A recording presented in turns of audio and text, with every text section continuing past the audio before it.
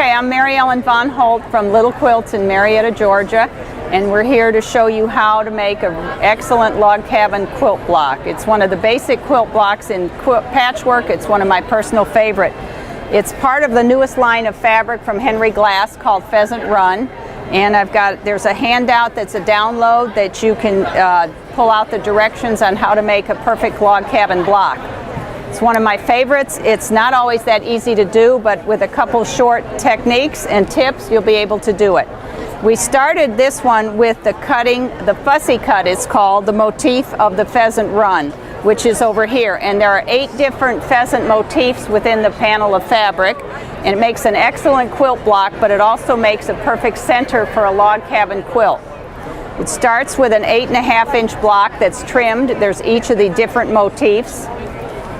I'm going to take you through the steps of making each of the blocks. This is a completed block. You can see by starting with a large center like this, you can add 3 logs around each side and you end up with a 14-inch large quilt block, which is easier to make a quilt with because you don't have to make as many quilt blocks.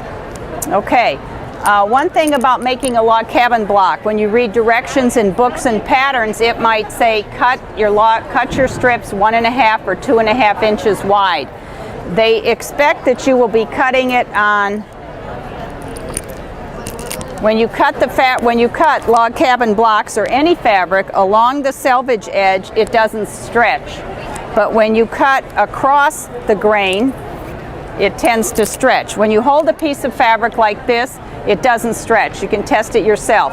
When you pull it across the grain, it stretches. So every time you sew a strip on, you're stretching the center and you're distorting the finished size of your block. It's one of the most important things in quilt making, but it's never mentioned in a book because you have to purchase more fabric than you need to do it along the selvage. Okay, so after you've selected your fabrics, you'll cut your strips into the desired width, and using the ruler, any ruler, but we particularly like to use Marty Michelle's log cabin ruler, you will then determine the size as it says on your directions that you're going to cut. You'll turn your strip after you cut the straight edge.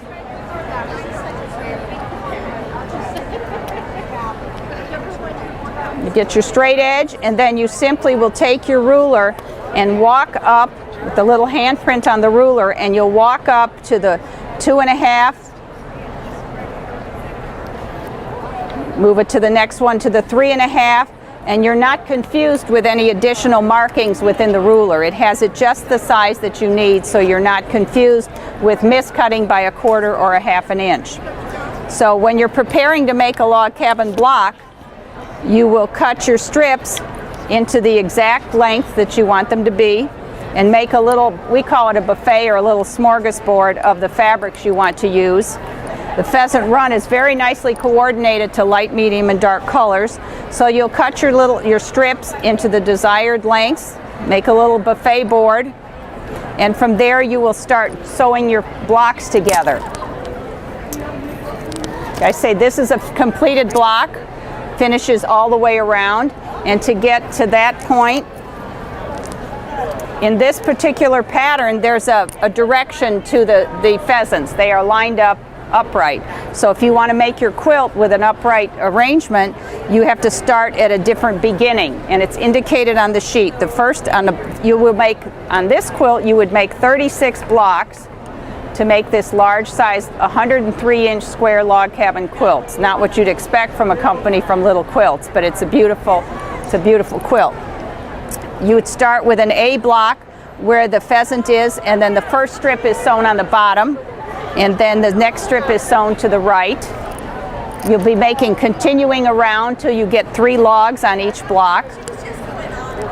The next block starts with an orientation that the first strip is on the right.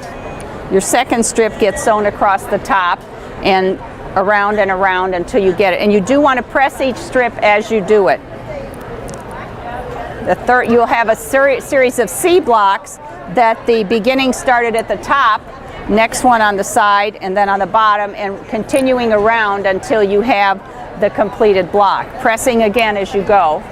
And you'll have a D block which is explained on the handout, where the first one is sewn to the left side, then the bottom, then the top, and then continuing around till you get to your finished quilt blocks. And so you want to be pressing when you're as you go. You don't iron. Iron means this. Press means press. And I really like to use Best Press, which is another product, and you spray it, it dampens the fabric, and you press this way with a dry iron. A steam iron tends to distort and stretch out your pieces.